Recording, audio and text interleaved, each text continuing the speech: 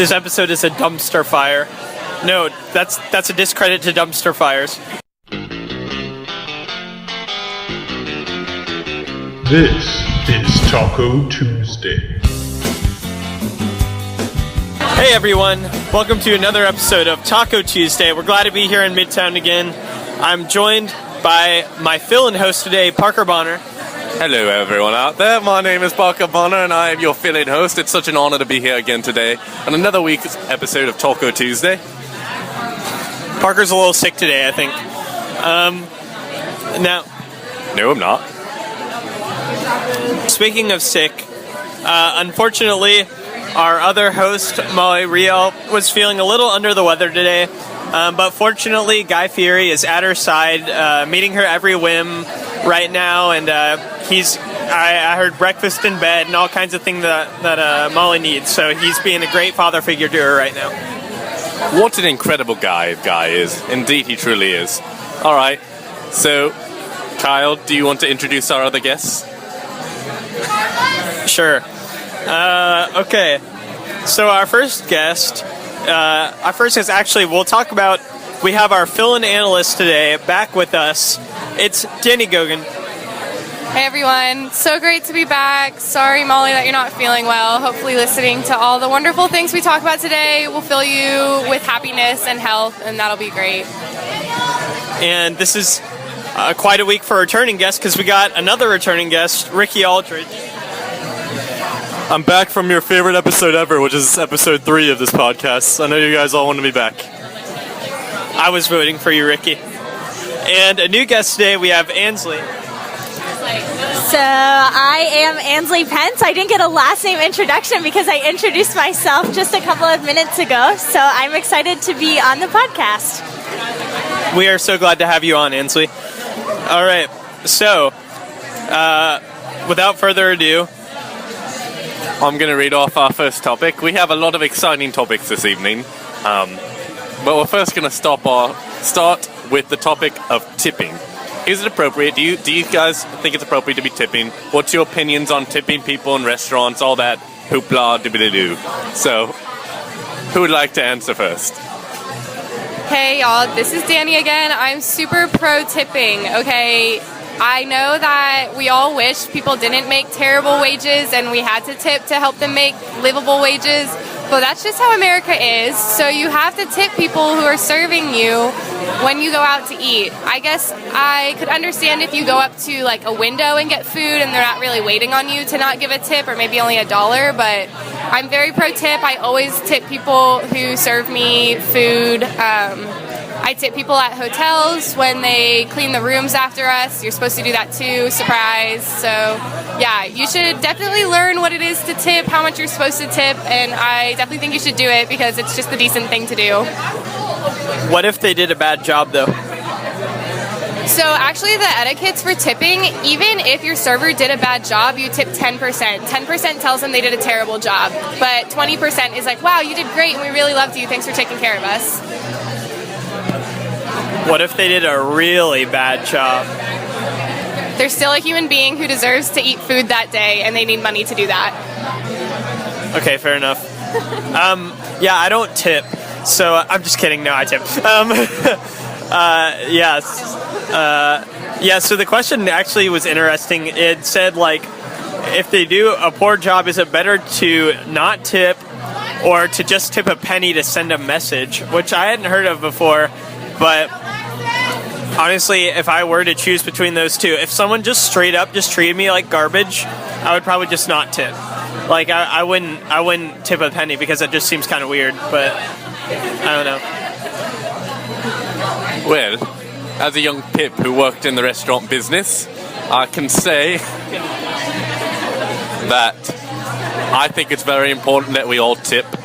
But if there is an individual out there who is strongly against tipping and doesn't want to tip, I think that it is important that you make it known to your waiter or waitress or whoever's serving you that you're not going to tip them before they serve you. Because That'll be an awkward conversation. it's exactly if you don't have the, what's the word I'm looking for? Balls. Yes, if you don't have those, then to say that you're not tipping, then you should tip. Yeah. Thanks, Reginald. Anyone else? So I have a couple of thoughts about tipping. As regards cows, I would say don't. In Europe, also don't, because they actually get respectable wages. But in the US, definitely do, because waiters and waitresses work really hard, but they don't get decent living wages.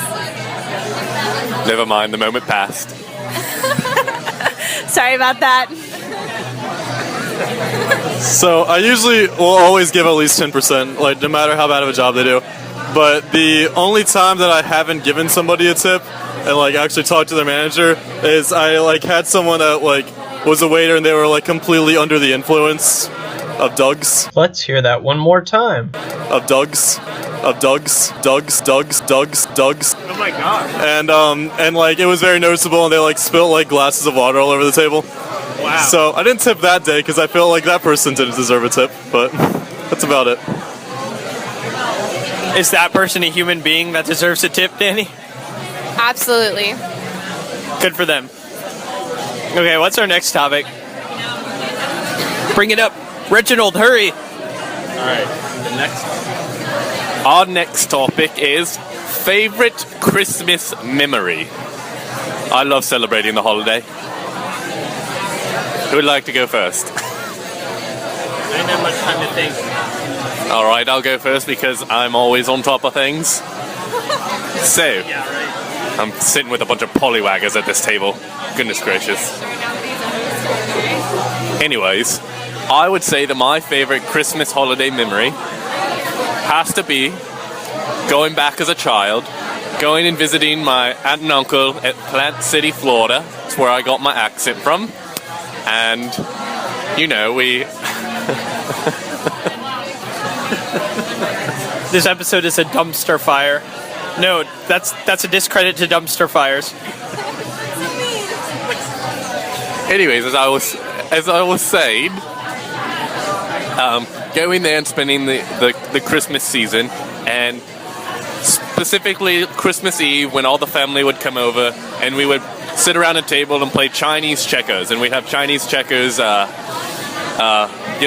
games, and it was just a Expletive. whole lot of fun. We're gonna have to bleep that out. Hey, I'm sorry. So that is my memory. Would anyone else like to go now? Slick. Oh, we have two people who want to go right now, Slick Rick and Danny. Slick Rick is going to answer the question now. Here is Slick Rick on the microphone. Hop into ladies first. Thank you, Crocodile Dundee. So, the main thing that when I think of like a picture perfect Christmas morning that I've had was probably when I was like 5 or 6 years old. I remember getting like a blue like Razor like motorized scooter back when I lived in the land, Maryland, of course. I remember riding that scooter in the morning and like slipping and falling into a ditch and getting all scratched up. I don't know why that's a happy memory, but it is. What's your favorite Christmas memory? Delightful. Great. First of all, as an analyst, I just really want to apologize for how inappropriate Parker's language was earlier. That was not fair to you viewers and listeners, and that is not reflective of Taco Tuesday. We do not endorse his craziness around here. Okay, I have this expletive thing where I can just fill in bad words. Kyle said he's going to take care of it, and it'll be okay. But yeah, just know that Parker's going crazy with Power because he's the fill-in host this week. So that's all that was happening. Don't worry about it. I think if you take out my language, you are not allowing me to express my right as an American. You're not acting like an American. So anyways, one of my favorite Christmas memories, there's a few that come to mind. I really enjoyed the last Christmas that I had with my family. We all got together with extended family because it was the first time that a lot of us lived near each other, so that was really fun to get together and have kind of a fun day with a lot of extended family that we don't normally see for years at a time. But childhood Christmas memories, this is like kind of my childhood. It was like freshman year of high school, I think, so late childhood. but my family and I were living in San Diego at the time, and one of my favorite cousins came out to visit us. And honestly, this might have been for Thanksgiving, and I just think it's Christmas in my head, but either way, it's a great memory for a holiday around this time of the year. But she came to visit us, and we hung out and went to SeaWorld before, the whole Blackfish incident, and it was really fun getting to hang out with her and show her around San Diego. Then we came home and hung out, and it was just my parents and I and my brother and my cousin, so it was really fun, really chill, wasn't stressful or anything, so that was a good memory. So I guess in childhood, I would say that my favorite Christmas memories were getting chocolate milkshakes from Steak and Shake when we would get our Christmas tree. So every time we would get out from Lowe's, my mom and I would put out the Christmas tree at the top of the car and strap it in. It was most likely going to fall off, or so it seemed at the time when it was shaky, and our windows were like rolled down a little bit to make space for the rope or twine or whatever.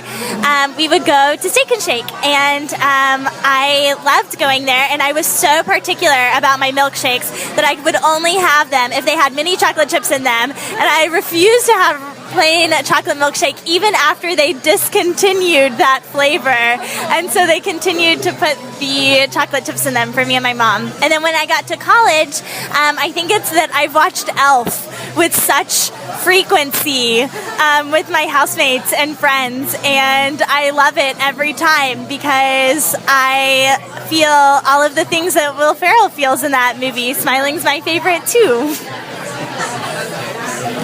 Okay, that's cool. My favorite Christmas memory, if I had to choose like one, I do remember when I was a little kid. It was probably like 7 or 8, and all I wanted was a Nintendo GameCube. And I just remember going downstairs that morning and opening that present, and the Nintendo GameCube was there, and my heart jumped for joy. And then I spent the next 7 years in my basement playing it. It was great. Yeah, no, barely. Left occasionally for food.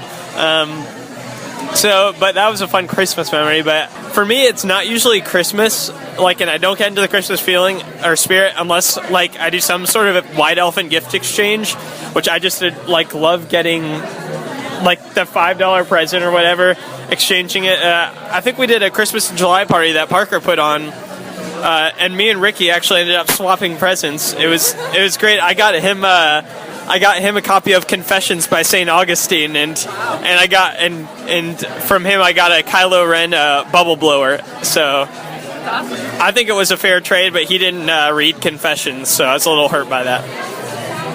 Care to comment? I had to trade him for Uno cards. I'm sorry. I'm offended.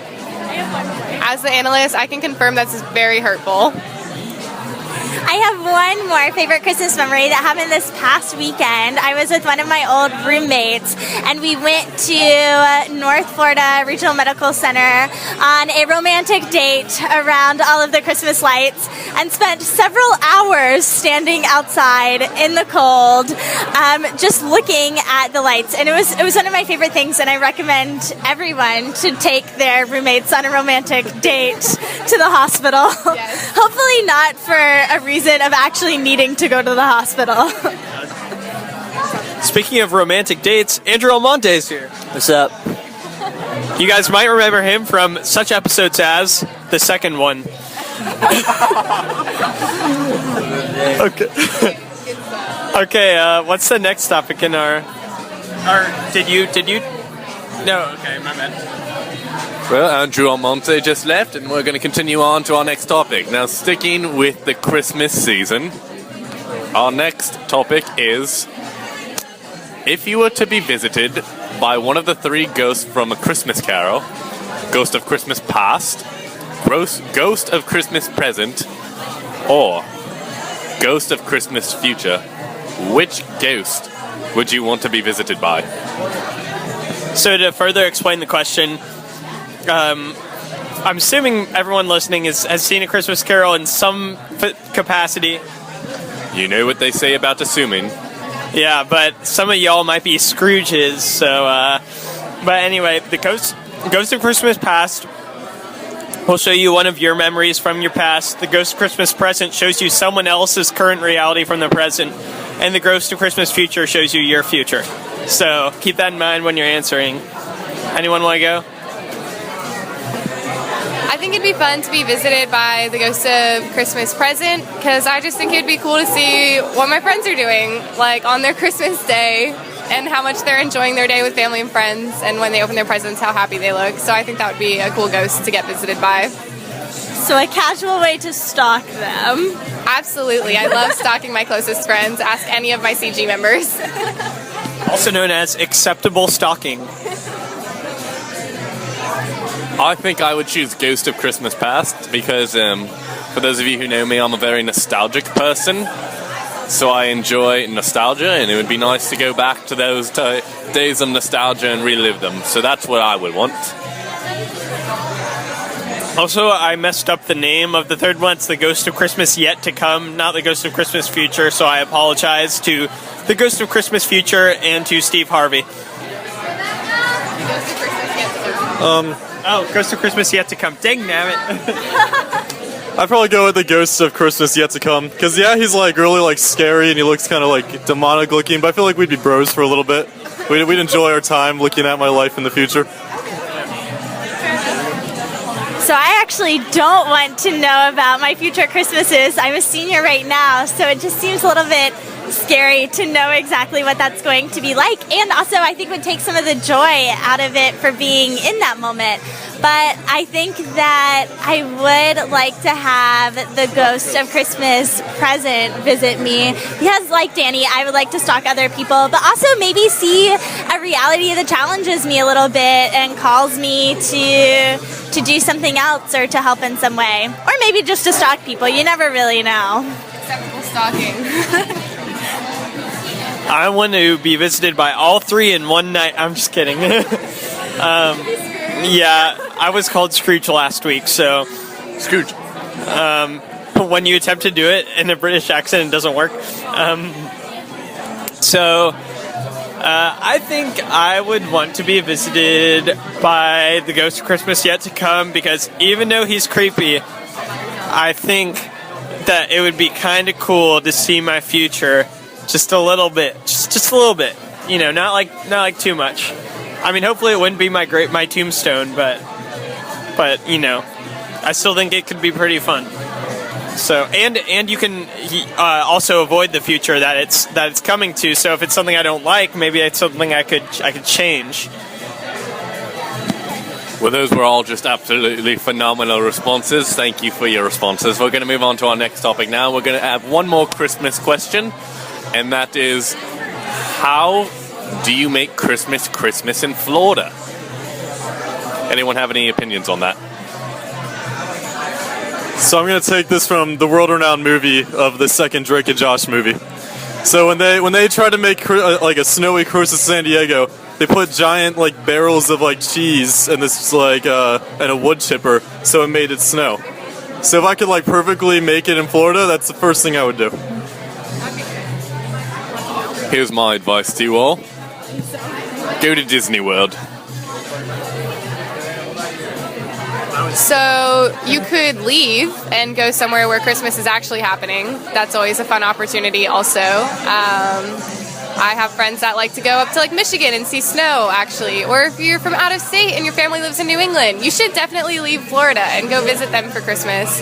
But if the weather's nice and not raining, then you should celebrate Florida Christmas like a classic Floridian and hit up the beach.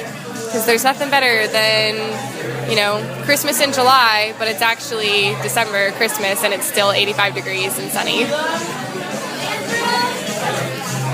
I feel the need to compensate for the boring weather here, which, I mean, it's nice to have warm weather, but I kind of feel, having lived up north for a while, I kind of feel like I'm always missing out. So I try to compensate by, like, listening to as much Christmas music and doing as much, like, Christmas stuff and lots of lights and seeing all that stuff as much as possible, so it feels more like Christmas, because it's hard for me to get in the spirit when I'm down here. Because it's not cold and snowy, and I love snow. I also agree with that and want to add that I drink hot chocolate at like any temperature because it is now December, so I make sure to have at least one hot chocolate every day of the month of December.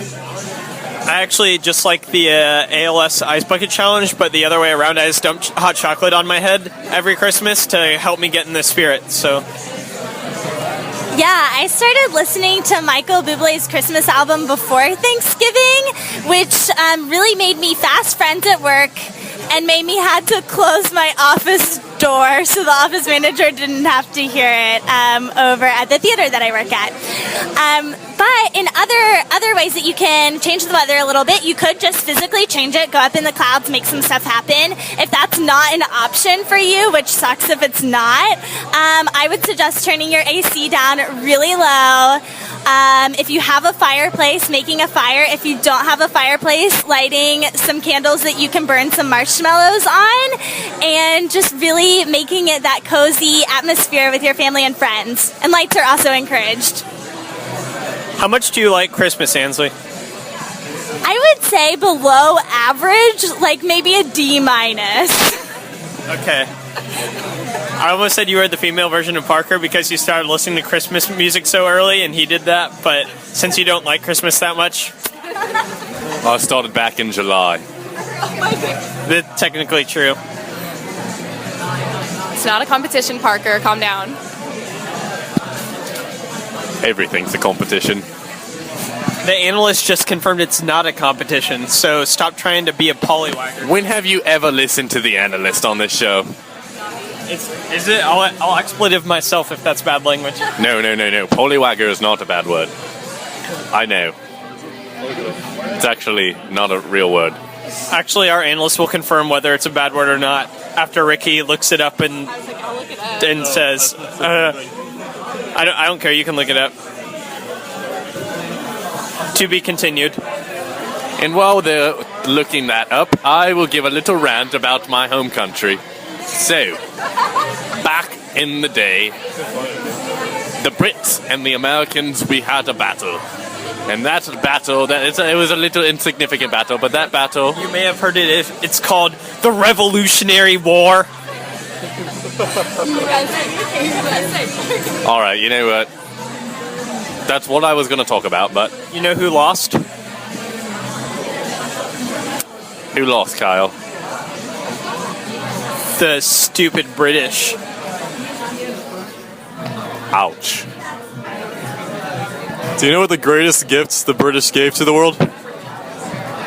What's that, Slick Rick? The United States of America. Oh, amen. USA. But in defense of the UK, I was there over the summer and they have lovely tea. That's probably all that's lovely over there. Check out our British podcast affiliate, Tea Tuesdays. That was dumb. Shout out to Kate Gaines. You got to make that happen, girl. One more week before you leave. Quick analyst interjection. Pollywagger is not a bad word. Go Brits. Good, I don't have to cut that out. Only one expletive. Expletive. Make that two. We have one more question. So our final topic of the evening is this. What is one of your best class/exam stories that you have? So I had this wonderful experience maybe a month and a half ago in a class. The course code is AEC 3033C. I think it's like a research and business writing course or something. It's a graduation requirement for the College of Agriculture. So I'm in it right now, and admittedly I don't go that often, or didn't go that often over the semester, but you know, one of the only days I did go, we were locked out, or not locked out of the lecture hall, but we weren't allowed in because there was some kind of strange package left in the lecture hall in one of the seats. And our professor said nobody could go in. We called the bomb squad. The police are going to come and sniff. I don't think it's going to explode, but it's probably just safe to check anyways. And so she was like, do you want to see it? And I kind of looked through the window of the door, and I was like, somebody probably just left their lunch or something. I do that all the time in one of my other classes, and I have to go back and awkwardly get it. And she's like, oh no, it's shaped like a human. And I said, what? What do you mean it's shaped like a human? She's She was, yeah, it's like got a head and a body. It's shaped like a human, and it's wrapped in tinfoil, and we don't know what's going on. And so that was kind of weird. So then I looked through the door to see it, and there it was, a little head sitting on top of a seat. And so we had to wait for like 30 minutes to go into the class. She didn't cancel class after everything was said and done. We still had to sit there for a lecture that she decided to do. But yeah, we got in, and there was just this little like mini humanoid shape out of tinfoil and scotch tape, and we don't know why it was there or what purpose it served, because there's no class before ours, so somebody didn't just like leave it there on accident. My theory is that it was probably some kind of performance art piece by a fine arts student, because the class lecture hall is in the Fine Arts Building B. But yeah, you know, we got to see a bomb dog, and we got to pet it after it's finished sniffing around and working. The police officer said we could pet it, so there's some silver lining to the story. But I will be sure to share the photo on this post. And yeah, I just kind of saw it and was like, wow, college is so weird. This is why I don't come to class. This was such a waste of my time. And that's my weird college class story for the semester. Well, I have a story for you all now too, and it has to do with one of the great American heroes of this country. Abraham Lincoln. No, but it's around the right. Tim Tebow. Kevin Bacon. No, not quite what I was going to say. But he's your hero. He's in Footloose. All right. Anyways, it has to do. Whoa, is that actually your favorite movie? Yeah. You belong on this show. I'm so honored. All right. As I was saying, it has to do with the legend, the goat, Harambe.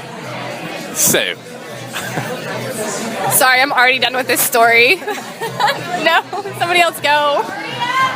So on our first day in class in my TV and American Society class. Just so everybody knows, Kyle just smashed his forehead on the table and won't move. We were all in the class, and the professor decided to have us all turn our phones on and go on this website where we can answer responses on the screen, and our responses will show up on the screen.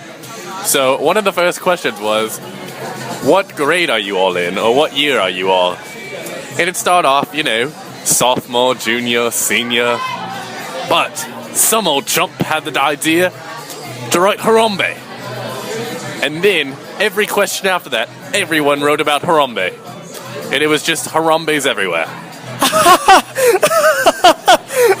Okay. That was a good story. Sorry, fam.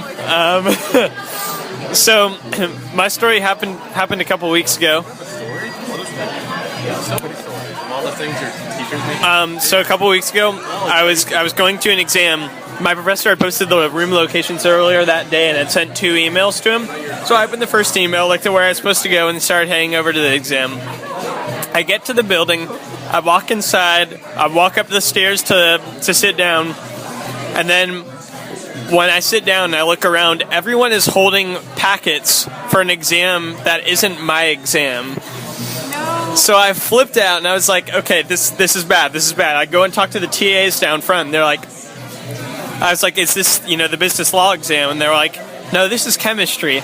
And I looked on their, or I asked the one of the girls, I was like, well, can I use her computer real quick to look up and see if I'm in the right place? And thankfully she said, yeah, you can do that.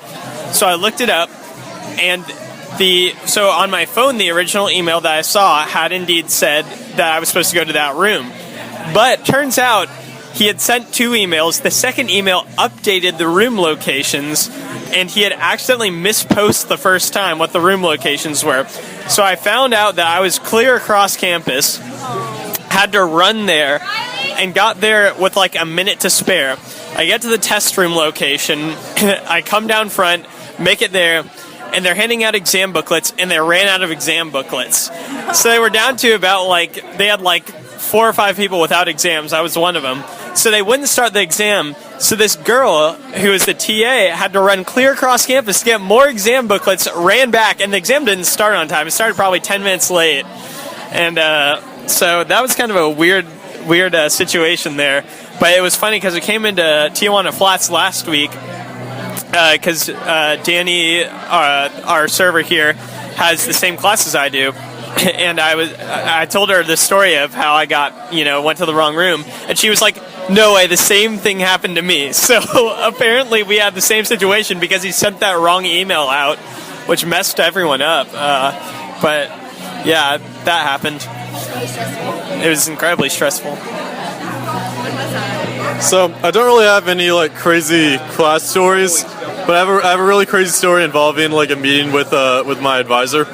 So when I first like came up to Santa Fe like earlier this semester, I like met with my advisor, make sure my classes are fine, and she was just like immediately like upset with the classes I was taking because she thought my schedule was gonna be too hard, and like word for word she was just like, "You're new here. There's seductive parties in Gainesville. You're gonna get lost in them. You can't do this." And I was completely speechless. I was just like, "Okay, so what should I do?" And she gave me like 4 classes I should take, and then she said, "And you also need to get involved in the UF Psych program, and you need to date them and sleep with them and party with them." All of this she actually said. So I was just like, "That is really good advice. Thank you so much." And then I walked out of the sex-obsessed counselor. That's my story. So I guess my exams are pretty boring, and mostly I also don't have them because I'm a journalism student, so most of the things that I do are stories that I write for entire semesters and interviews that I'm conducting for what feels like the rest of my life. So I don't have anything to contribute on that end, but I do have a quick shout out for making every classroom experience memorable and exciting, and that would be to Professor Knoll in the history department, because with frequency he climbs on the tables and calls people communists if they're wearing red, and also brings this trophy to class for his more not undergraduate classes, underclassmen classes. He will bring a trophy to class, and when he likes something that you do, you get the trophy. His name is Michael, to sit on your desk. And Dr. Knoll is the reason why I ended up having an outside concentration in history and taking 3 of his classes thus far. And I would take more if he offered more classes for me to take. Yeah, he's my favorite. That's really funny. It sounds like a fun professor. This is not a college story, but it was exam story that came into my head that I just felt would be funny to share. It's from high school when I was in San Diego during AP exams. One of my friends was in a classroom taking the AP Bio exam, and our AP Bio teacher at that time had this pet snake in the classroom that somehow got out and bit a student and got blood on some of the exams. So they had to submit like some kind of form talking about why the exam was irregular and needed to be redone. So like all of their exams were voided because there was some irregular occurrence during the testing, and there was human blood on the Scantrons for like a couple people. So thought that was kind of funny, super random. It didn't happen to me, thankfully, but it was quite a scandal around campus for a little while. So yeah. Nice. This reminds me, so Ansley was talking a little bit about professor. Yeah, I want to give a quick shout out to my business law professor who walks in every day in a different costume. So like, be it like a Renaissance man or a pirate or like everything, he walks in every day in a different costume, and every single period he changes. So like, because it's a double class, so every video will change. So he has like a costume. I think my personal favorite is he has a costume where it's literally just like, he's got like suspenders on, but it's a barrel. Like it's just a barrel like around him. He just walks around campus like that too. Like this guy is like, oh my gosh, he's crazy. But those were all very fascinating stories. So that was all of our topics for this evening. I think we had an absolutely wonderful show this evening, and I hope you all enjoyed listening to us. Like, comment, subscribe, follow us on Facebook, iTunes, SoundCloud, and YouTube. Let us know how you liked me as your your host for this week. If you like me enough, maybe I can be a host again sometime. Yeah, there's not a chance of that. Our analyst will confirm. Yeah, I can confirm after that Harambe story, those chances are probably shot out the door. Oh, that was good. No, but dang it.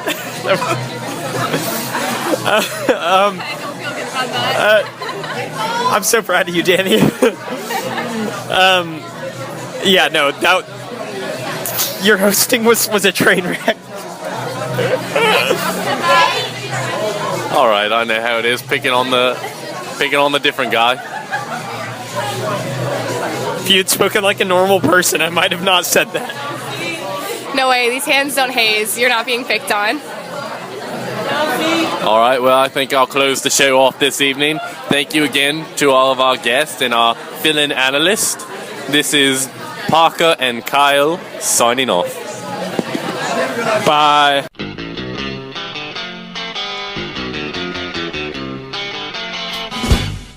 Welcome to another episode of Taco Tuesday. I'm joined here by our fill-in host, Parker Bonner. I'm just gonna restart this sucker. That was awesome.